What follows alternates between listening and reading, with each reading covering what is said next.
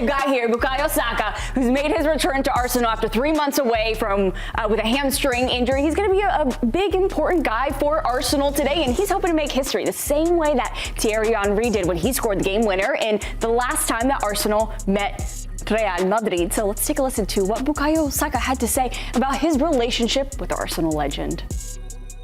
Bukayo, I know you've been keeping in touch with Thierry and he's been offering you words of advice throughout this season and before. What has been the sort of advice and inspiration he's offered to you going into a game like this? I think for me, the biggest thing I take when I speak to Thierry is the confidence that he has, in himself. Obviously, he gives me a few details on certain situations on the pitch and what he sees it and how he sees the game. But for me, I just, when I speak to him, I like the way he's so confident and, he genuinely believes that when he was on the pitch, no one could stop him. And I think with that belief, he literally just destroyed the league. So, yeah, that's what I admire about him the most. Have you let yourself dream about having a moment like he had at the Bernabeu? Yeah, of course. His moment was his moment. Obviously, here we want to write our own story, but yeah, something like that would be nice.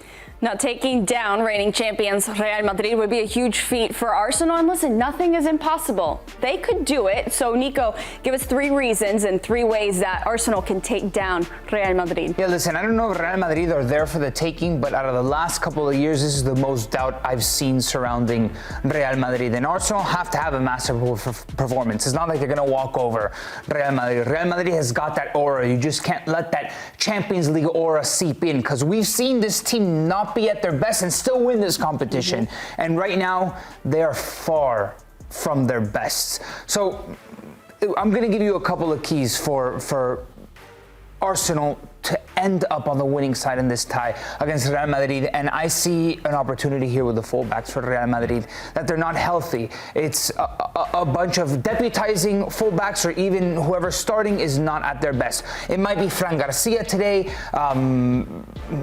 Alaba, I really don't think so. As left back, he's mostly been playing center back, and when he does play center back, it's been awful. So it definitely looks like Fran Garcia is going to start, and that's a prime opportunity for Saka to have a legacy performance. Fran Garcia has actually been good with Mendy out. Fran Garcia has been deputizing pretty well, but is he at the elite level? Today, he's going to have a strong test against Bukayo Saka, and for Saka's legacy, this is going to be big for him. And then on the other side, I don't even have to explain is it going to be Valverde, Vázquez playing? Obviously, no Dani Carvajal. Vázquez hasn't been good, and whoever's playing on the left-hand side, if it's either Trossard or Martinelli, go at it, get in behind. Yeah, no, I think that's an outstanding point, because every team that's playing and having success domestically against Barcelona, whether it's Real Sociedad, Valencia at the weekend, that is who they're pinpointing, Lucas Vázquez. And I've said this all week long, the last 10 days, when you see Lucas Vázquez on the sheet, in my opinion, the most important player, Bukayo Saka, yes, Gabriel Martinelli, that's who I would put, because he's got the pace, knock the ball in behind, and get after him. Just in those spaces, he gets caught in no man's land a lot. We saw it against Real Sociedad, balls in over the top, he's late to react to something, he leaves the space behind, and Martinelli is very smart recognizing those moments. So that's going to be a key for me. And all right, number two. So number 3, attack the fullbacks. Number 2. Don't let Vini Jr. get active. Listen, I think this is a big one. Yeah. Vini has been off his game.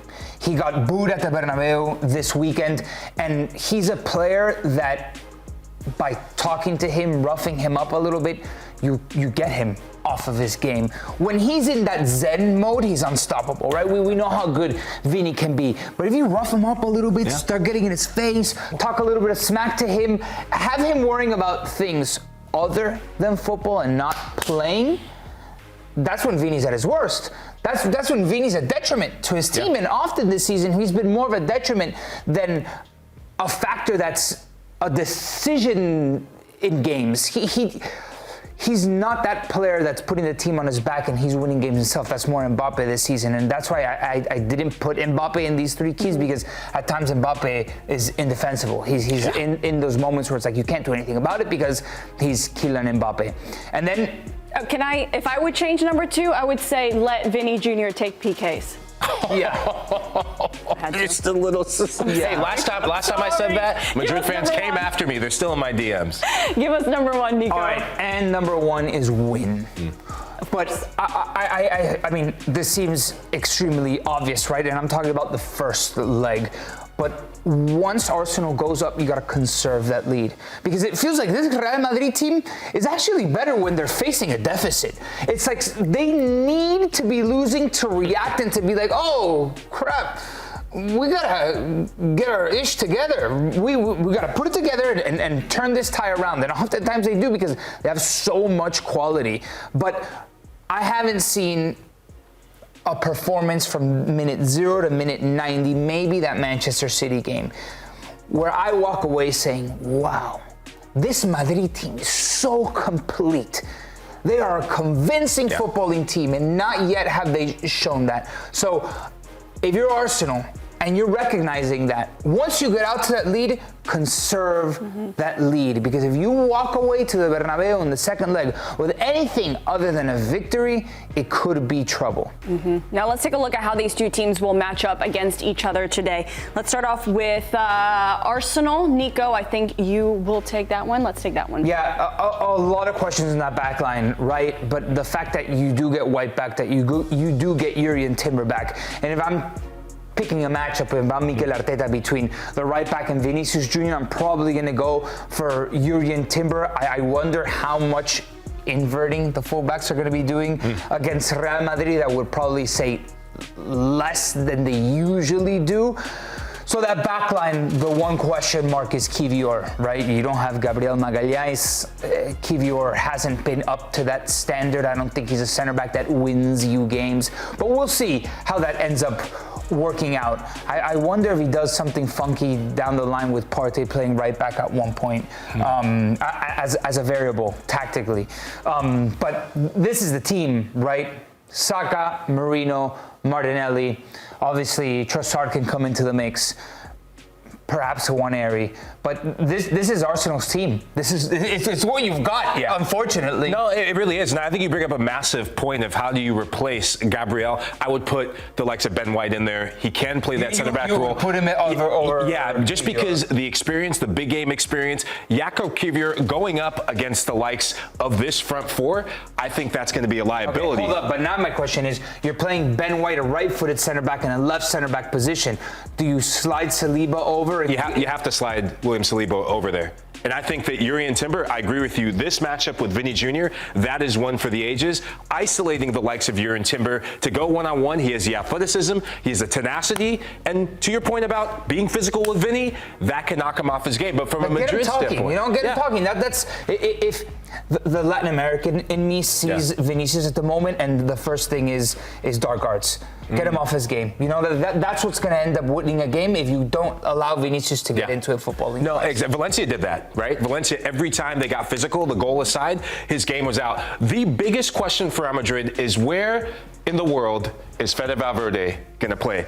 He is the most important player for Madrid. You and I both agree with that. And Carlo Ancelotti has been playing him at fullback, at right back, and he looks like one of the best fullbacks in the world at right back. And now we're going to see a comparison of the two, of do you play Valverde or do you play Lucas Vázquez? I'm hearing reports that he's actually looking to start Fede Valverde in midfield in tonight's match, which is massive, right? Because of Tchouaméni missing. That puts the focus on Lucas Vázquez. In terms of duels, they're similar, but the biggest difference is the recovery department. I'm shocked that number there, because Lucas Vázquez is a liability at fullback. And for all the reasons we talked about, the pace that Arsenal have on the flanks, I mean, if I'm Mikel Arteta and I see that there's space on that side, let Bukayo Saka run anywhere on the field. And Declan Rice as well, playing really well in those half spaces. That left side, if Lucas Vázquez is there and not Valverde, that is going to be just the chat. That's going to be the conversation we talk about why Arsenal win. For everything you say, that's why I would play Valverde and have Modric in the midfield for a little bit more control as well. We'll see how this one plays out. No matter who is on the pitch, it's going to be an intense matchup.